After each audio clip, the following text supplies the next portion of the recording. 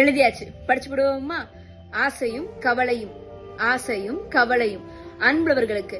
அம்மனி, உன் ஊர்ல உனக்குன்னு ஒரு கடை போடணும்னு ஆசை தானே உனக்கு?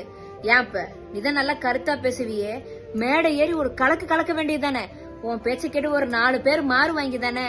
ஏண்டிமா, உனக்குதான் நல்ல உடுப்பு உடுத்திக்க பிடிக்குமே, ஏன் இப்படி இப்படி இருக்கிறவங்க தான் போடணுமா என்ன?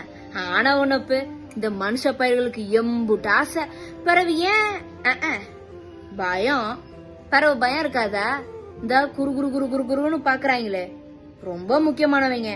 சில சொந்தக்காரங்க என்னத்தை பேசி விடுவாங்களோ, உடனைக்கு பின்னாடி ஓயாம பேசிட்டு இருக்கவங்க என்னத்தை பேசி விடுவாங்களோ.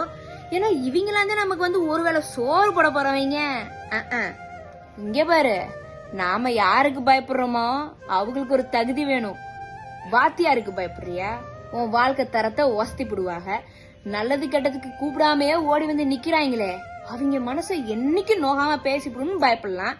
ஏன்னா உன் கனவை கூடயே இருந்து அவங்களால முடிஞ்ச உதவியை செஞ்சு நிறைவேற்றுவாங்க. அம்மனே, அதை விட்டுட்டு இவங்க பேசுற 4 வார்த்தையை கேட்டு நீ தோத்துட்டேன்னு வையி, ஜெயிக்கிறது இவங்க. அதே இந்த 4 வார்த்தையை கேட்காம உனக்கு பிடிச்ச சோழிய நீ பாத்துட்டேன்னு வை, ஜெயிக்கிறது நீதான். அட அதுக்கப்புறம் அவங்க முகரை எங்கேயோ கொண்டு போய் வைக்கட்டும், உன் முகத்தை நிமித்திருவல்ல. இப்படிக்கு கேப்ரல்லா.